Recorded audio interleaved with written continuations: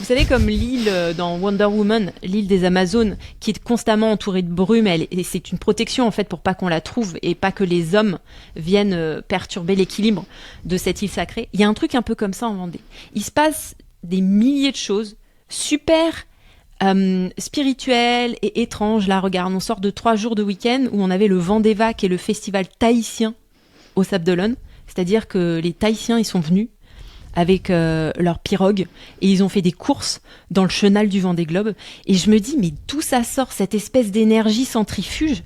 Les gens viennent et il se passe des trucs et ils repartent. Et en même temps, j'ai l'impression que le reste du monde n'est pas au courant que la Vendée, c'est ça. Tu vois? C'est clair. C'est comme si c'était caché, comme si le culte était à l'intérieur et qu'autour, il y avait un espèce de brouillard qui fait que le reste de la France pense encore qu'on est des ploucs. Je dis ça y est, je suis intégrée en Vendée, tu vois. Je suis une Vendéenne. Tu vois, il y a un truc un peu mystique. Qu'est-ce que t'en penses, toi? Non, mais c'est intéressant. Puis, tu vois, ça me fait penser au parallèle là, du groupe WhatsApp que je lance et puis du défi 7 jours que j'appelle Visible. Il y a quelque chose de l'ordre de l'invisible ici.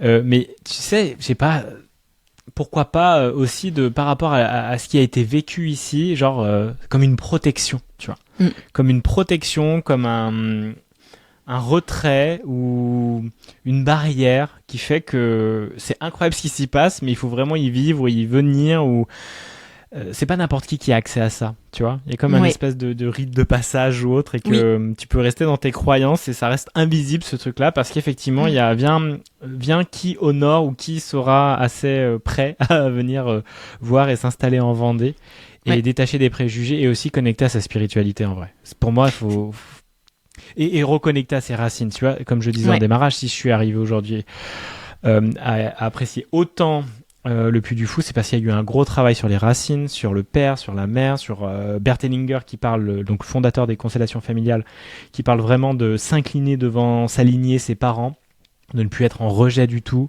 Et je sais très bien, même sûrement beaucoup parmi vous qui nous écoutez, c'est encore genre impossible pour vous de vous imaginer papa et maman devant vous, de vous incliner devant eux et de les remercier pour la vie qu'ils vous ont transmis, et puis d'honorer la lignée, parce qu'il y a sûrement eu plein de choses, mais ça c'est incroyable hein, quand on arrive à vraiment accepter nos parents et nos lignées tels qu'ils sont, malgré toutes les choses qu'ils aient pu commettre, et d'avancer libéré de ça pour pouvoir maintenant incarner quelque chose de différent, donc d'honorer ses racines pour ensuite continuer à pousser dans une direction qui nous ressemble et qui porte finalement toute l'énergie de la lignée, mais connectée, plus en rejet, quoi.